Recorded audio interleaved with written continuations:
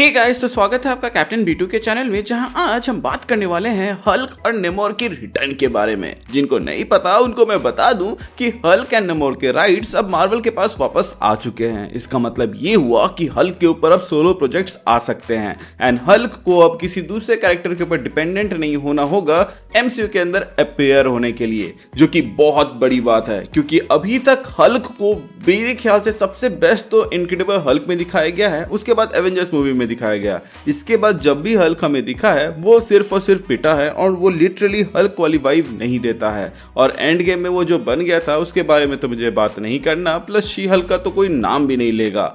But captain America the brave world के अंदर हमें ये दिखाया जाने वाला है कि हल्क के कई सारे कैरेक्टर्स रिटर्न कर रहे हैं। सो मोस्ट प्रोबेबली ऐसा हो सकता है कि मार्वल वालों ने ये जानबूझ के किया ताकि आगे जाके वो उनको यूज कर सके अपने आने वाले हल्क मूवी या किसी प्रोजेक्ट के अंदर।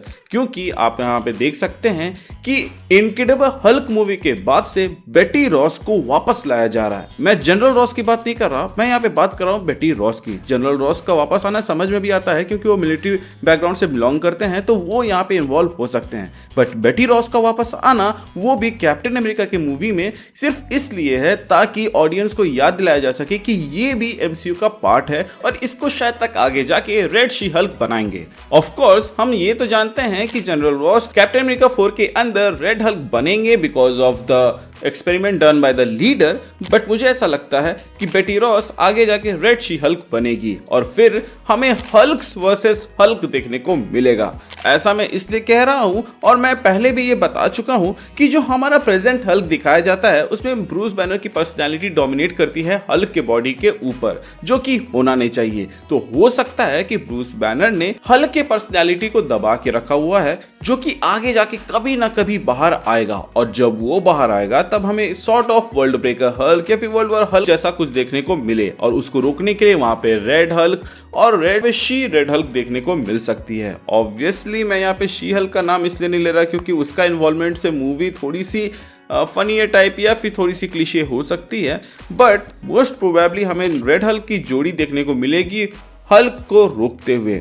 इसके अलावा ऐसा भी हो सकता है कि हमें ग्लैडिएटर हल्क देखने को मिले। आई नो ग्लैडिएटर हल्क का एक लुक हमें देखने को मिला था थॉर रैग्नारॉक मूवी के अंदर, but Avengers as of Ultron से थॉर रैग्नारॉक के बीच में क्या हुआ ये हमें नहीं पता। और स्कार जो कि हमें शी हल्क के एंड में दिखा था वो कहां से आया इसका भी कोई हिंट हमें नहीं दिया गया है और ना ही कुछ उसके बारे में बताया गया है। तो उन सब के बारे में भी हमें दिखाया जा सकता है हल्क के अगले प्रोजेक्ट के अंदर। वैसे तो मैं चाहूंगा कि हमें हल्क के ट्रू पोटेंशियल को दिखाया जाए और उसको थोड़ा खूंखार रूप में दिखाया जाए, क्योंकि Hulk is known for the smash, जो कि सिर्फ हमें एवेंजर्स मूवी के अंदर और द इनक्रेडिबल हल्क मूवी के अंदर देखने को मिला था। इसके अलावा ऐसा भी हो सकता है कि हमें एक स्पेस एडवेंचर देखने को मिले, लेकिन उसको आने में थोड़ा सा तो टाइम लगेगा क्योंकि कैप्टन अमेरिका 4 में जो हल्क के सीक्वल का प्रिपरेशन किया जा रहा है उसके कैरेक्टर्स को दिखाकर उसको कभी ना कभी तो एग्जीक्यूट करना होगा और उसको वो लोग पहले दिखा रहे हैं, तो मेरे ख्याल से उसे वो लोग पहले एग्जीक्यूट करेंगे।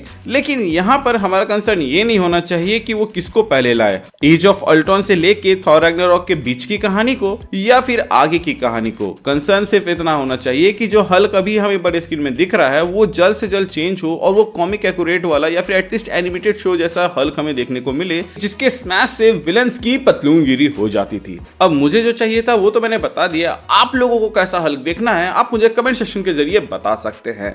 Thank you for watching this video, stay tuned.